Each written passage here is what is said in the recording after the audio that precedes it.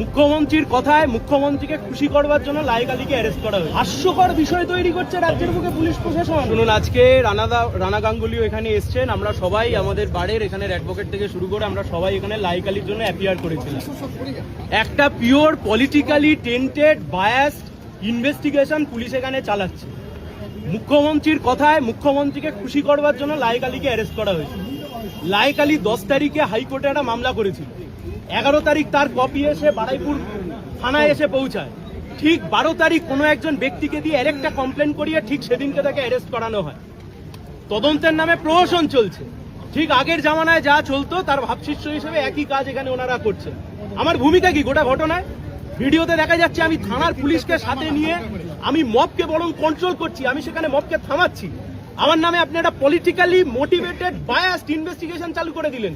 3-3টে FIR হয়েছে। আমরা আমাদের সাবমিশনে বলেছি, এখানে রানাদাও রয়েছেন, আমরা আমাদের সাবমিশনে বলেছি কতগুলো এফআইআর করবেন। আইনের ধজিয়া উড়িয়ে রেখে দিয়েছে। গোটা কোর্ট চত্বরকে একটা মব অ্যাটাক করবার জন্য সেখানে দাঁড় করিয়ে রেখেছে। কি ছুড়বেন? ডিম ছুড়বেন? অ্যাকিউজ নিরাপদ নয়, অ্যাকিউজদের কাউন্সিল নিরাপদ নয়। This is rule of law. 2 মাস হলো ক্ষমতায় এসছেন, রুল অফ ল বলে কিছু রেখেছেন আপনি? শুধুমাত্র একটা সিপিআইএম এর লিডার, সে সেখানে ভোটে দাঁড়িয়েছিল। আপনি উদ্দেশ্য প্রণোদিতভাবে আপনার মনে হয়েছে আপনি বিভিন্ন রকম ভাবে চাপ সৃষ্টি করে একটা নতুন করে পুলিশ কমপ্লেন করে তাকে আপনি অ্যারেস্ট করালেন। কখন? আপনি জানেন যে সময়তে হাইকোর্টে মামলাটা উঠলে সে একটা প্রোটেকশন পেয়ে যেতে পারে। আমরা আমাদের সাবমিশন করেছি, উনি রিজার্ভ রেখেছেন, কিন্তু এটা সম্পূর্ণভাবে রাজনৈতিক উদ্দেশ্য প্রণোদিত একটি মামলা, যে মামলা করে সিপিআইএম নেতা লায়েক আলীকে গ্রেপ্তার করা হয়েছে। অবশ্যই পলিটিক্যালি মস্তিষ্ক প্রসূত মুখ্যমন্ত্রী বলছেন ধর্ষণের ঘটনাকে সুপারসিড করবার জন্য গোটা বিষয়টাকে কমিউনাল অ্যাঙ্গেল দিয়ে হিন্দু মুসলিম করার চেষ্টা করছেন। আমার ভূমিকাটা কি? আমি পুলিশকে সাথে নিয়ে গিয়ে মবকে কন্ট্রোল করেছি, এটা আমার দোষ? আমি প্রতিবাদী কণ্ঠ হিসেবে গিয়ে ভিকটিমের ফ্যামিলির পাশে দাঁড়িয়েছি, এটা আমার দোষ? আজকে এমন একটা সিচুয়েশন তৈরি করে দেওয়া হলো, ধর্ষণের ঘটনাকে সুপারসিড করে এই ঘটনাকে সামনে নিয়ে চলে আসল। লায়েক আলী কি টেররিস্ট নাকি? আপনি যা পুলিশের আয়োজন করেছেন, যা পুলিশের বন্দোবস্ত করেছেন, এই কাজ যদি ঠিক মতো করে করতেন তাহলে বাচ্চা মেয়েটা রেপড হয়ে খুন হতো না, তার পরবর্তী ঘটনাগুলো ঘটতো না। আমি একটা কথা বলি, ভারতবর্ষের আইনটা খুব পরিষ্কার। একই ঘটনায় ইতিমধ্যে 4টে মামলা, একটা পক্সোকো, আর এর বাইরে একটা মব লিঞ্চিং, একটা হয়ে গেছে, মার্ডার কেস, পুলিশকে মারা, এসব হয়ে গেছে। তাহলেও দ্বিতীয় এফআইআর সেই ঘটনায় আরেকটা এফআইআর হয় না। তথাপি যেহেতু মুখ্যমন্ত্রী বলে গেছেন অতৃপ্ত আত্মা, যেহেতু মুখ্যমন্ত্রী বলে গেছেন নির্দোষ, তাই একটা ভুয়ো কমপ্লেন করে পুলিশের রিমান্ডেই 3টে কেসের উল্লেখ আছে। তাহলে চতুর্থ কেস আবার আসবে কি করে সেটা আমরা পর্যন্ত বুঝতে পারিনি। আইনে এর কোনো ব্যাখ্যা নেই। এটা গায়ের জোরের বিষয় হচ্ছে,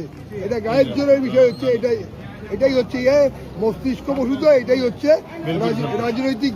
যে পরিবারের লোকজন, দুজনের পরিবার যে মারা গিয়েছে, তারা বলছে লায়েক আলী কারোর বাড়িতে যাননি, শুধুমাত্র ওই ঘটনাস্থলে গিয়েছেন। তারা ইন্দ্রজিতের বাবা মা বলেছে লায়েককে আমরা চিনি না, এবং এর বাবা মা বলেছে যে লায়েক তার বাড়িতে যায়নি, শুধুমাত্র রাস্তায় কি গন্ডগোল পাকানোর জন্য গিয়েছে। এটা কিন্তু রাজনৈতিক প্রশ্ন। 27টা ধারায় মামলা রুজু করেছে, 27টা ধারা।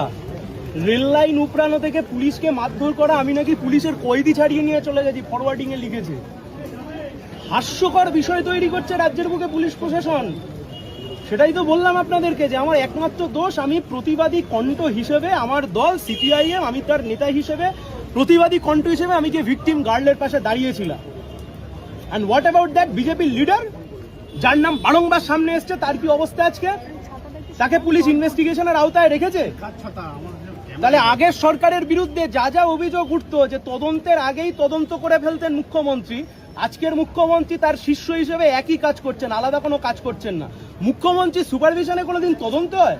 এসপি সুপারভিশনে তদন্ত হয় আমরা জানি, আইপিএস র্যাঙ্ক অফিসারের সুপারভিশনে তদন্ত হয় জানি, মুখ্যমন্ত্রী সুপারভিশনে তদন্ত হয়।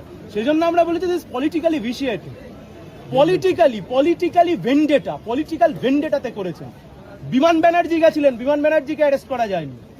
ঋতব্রত ব্যানার্জি গেছিলেন, ঋতব্রত ব্যানার্জিকে অ্যারেস্ট করা যায়নি। গুড তৃণমূলস। লায়েক আলীকে অ্যারেস্ট করেছে, কারণ কমিউনিস্ট পার্টির লিডার। করতেই পারে, কিন্তু দেশের সংবিধানটা এখনো রয়েছে, প্রতিবাদী কণ্ঠকে এইভাবে থামাতে পারে।